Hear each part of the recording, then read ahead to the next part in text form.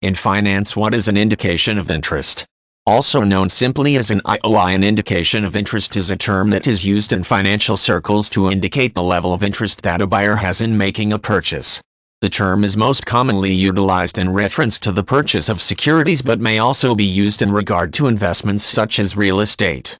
While helpful in gauging the degree of interest that a stock offering or other investment strategy is generating, it is important to note that an indication of interest is not considered legally binding.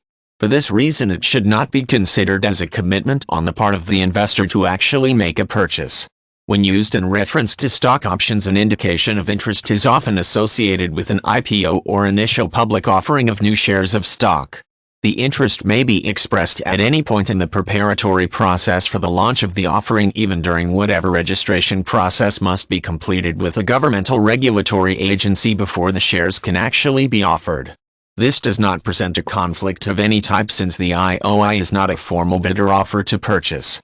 The indication of interest alerts the issuer of the new shares that the investor is interested in considering the investment opportunity when and if it is eventually approved and the offering does take place.